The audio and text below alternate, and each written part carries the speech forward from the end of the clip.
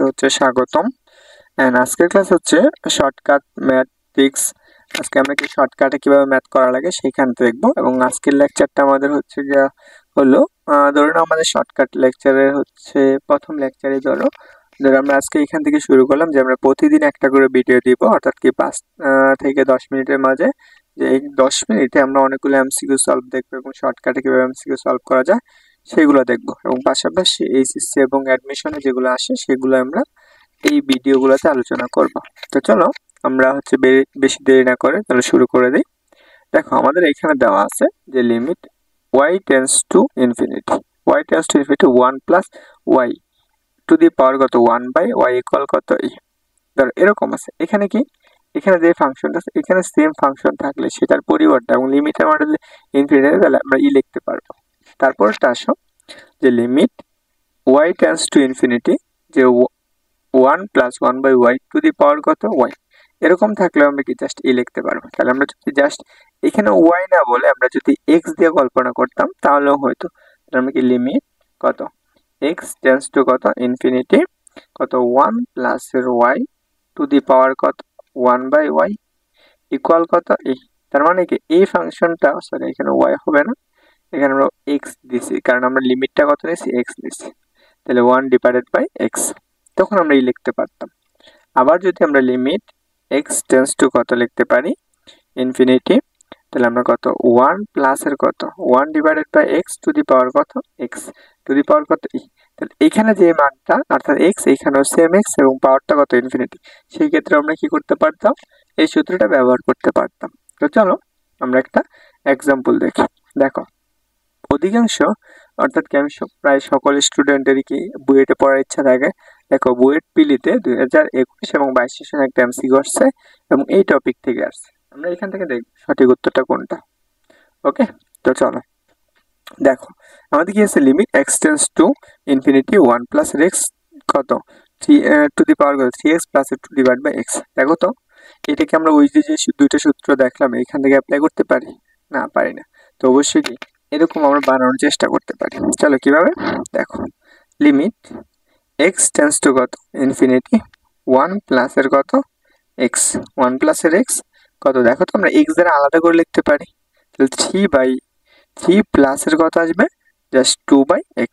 দেখো আমরা কোনো পাওয়ার যদি গুণাকৃতি থাকে তার মানে দুইটার সাথে কি গুণাকৃতির আছে, তাহলে আমরা এখানে একবারে লিখতে পারি যে লিমিট x টেন্ডস টু কত ইনফিনিটি কত 1 প্লাস এর x ইন্টু 3 ইন্টু কত 1 প্লাস এর x টু দি পাওয়ার কত 2 ডিভাইডেড বাই x এরকম আছে। তাহলে আমরা লিমিটটাকে আলাদা করে লেখা যায়, সেক্ষেত্রে আমরা লিমিটটা কি করব আলাদা করে লিখব। তাহলে আমরা লিমিট x টেন্ডস টু কত ইনফিনিটি 1 প্লাস এর x টু দি পাওয়ার কত 3 ইন্টু তাহলে আমরা লিমিট x টেন্ডস টু কত ইনফিনিটি কত 1 প্লাস এর কত x টু দি পাওয়ার কত 2 ডিভাইডেড বাই x।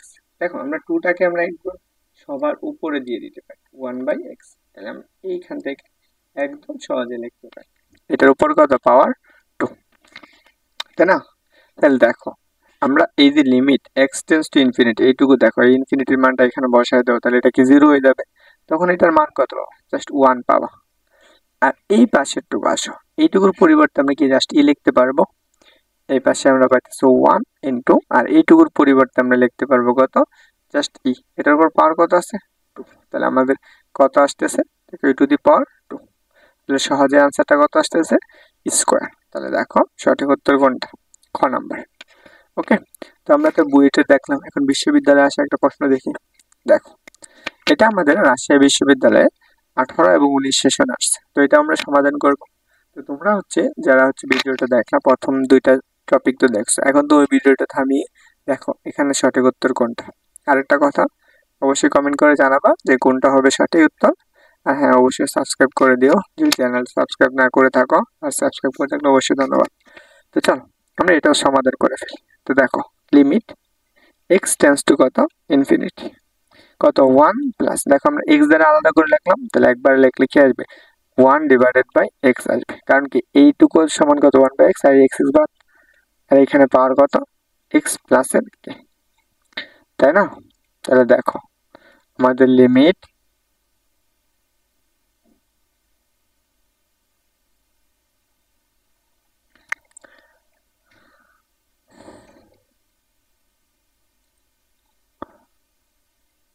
দেখো আমরা এখানে কি লিখতে পারি, limit x tends to infinity, x tends to infinity, তাহলে 1 প্লাস এর 1 by x two the power কত এক্স ইন্টু, তাহলে 1 প্লাস এর 1 by x two the power কত কে।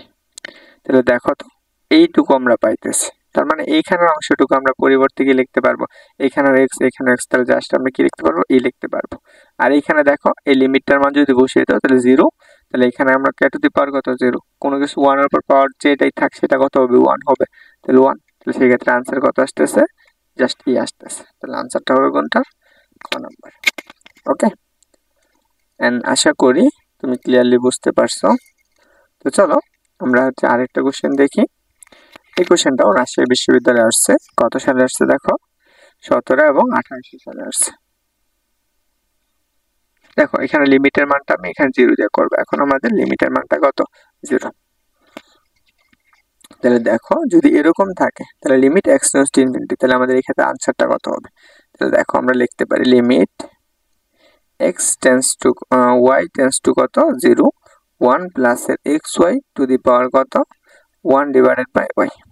এখন দেখো তো এইখানে কত আছে, এখানে এক্স ওয়াই আছে, জাস্ট এখানে কি আছে ওয়াই আছে, তো তাহলে আমরা এটাকে একদম ওই আগের সূত্রগুলো বানানোর চেষ্টা করি।